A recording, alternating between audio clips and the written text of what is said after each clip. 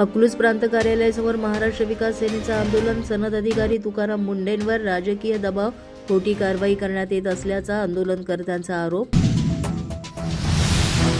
बीड जिल्ह्यात ज्येष्ठ नागरिक संघाच्या वतीनं ज्येष्ठ नागरिक स्नेहसंमेलन. बीडच्या अंबेजोगाईत महाराष्ट्रातील पहिले ज्येष्ठ नागरिक स्नेहसंमेलन. नाशिकच्या तपोवनात हिंदू महासभेचं आंदोलन. झाडे लावा सरकारची जिरवा म्हणत आनंद दवेंनी केलं आंदोलन.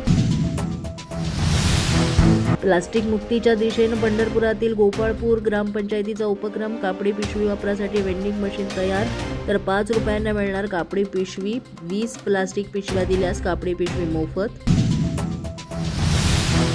वसई विरार पालिकेच्या हद्दीत खड्ड्यांची दुरावस्था. अनेक समस्यांच्या विरोधात काँग्रेसच्या वतीनं पालिका मुख्यालयावर मोर्चा.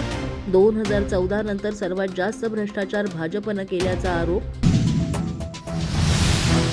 चंद्रपूरच्या चांदोली राष्ट्रीय उद्यानात तारावाघीण दाखल. सोनारली येथील अनुकूल कोंपणात आता स्थलांतर.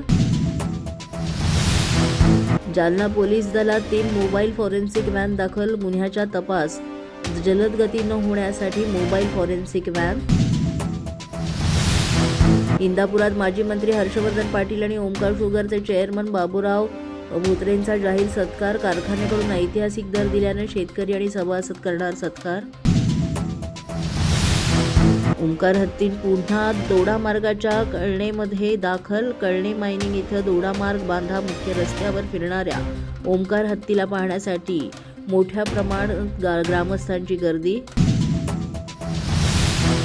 कोकण रेल्वे मार्गावर तिकीट विना प्रवास करणाऱ्यांवर कारवाई. रेल्वे प्रशासनानं जमा केला तब्बल 17,83,00,000चा महसूल. जवळपास 3 लाख प्रवाशांवर ही कारवाई.